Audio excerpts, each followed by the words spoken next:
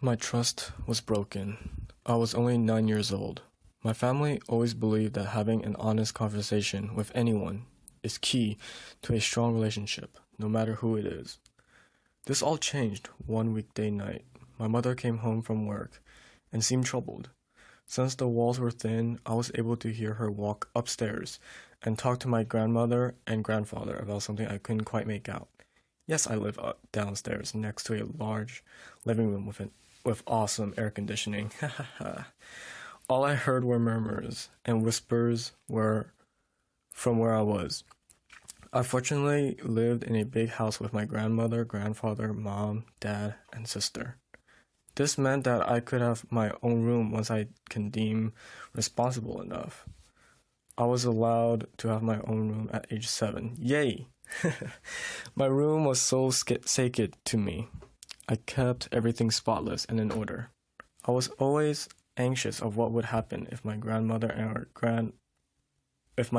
or mother walked into my room and tried to help me clean up my room.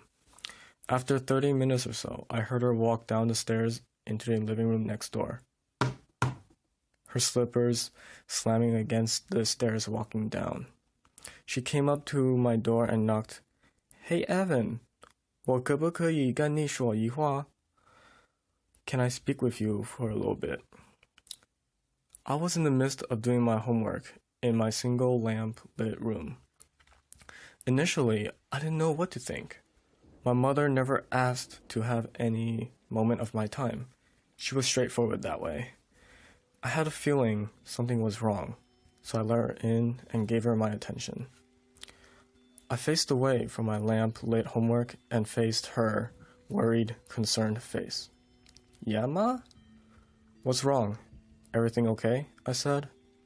Evan, I don't know what to say, but you know how you were still in Boston when your grandparents and I were in San Francisco?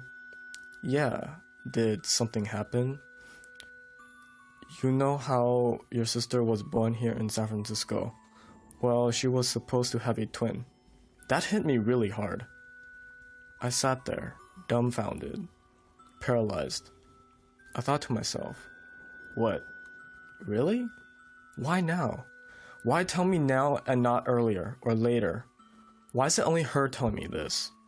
I had so many questions coursing through my mind, but I knew I had to reply to my mother before she began to cry or something. Where did she or he go? I said.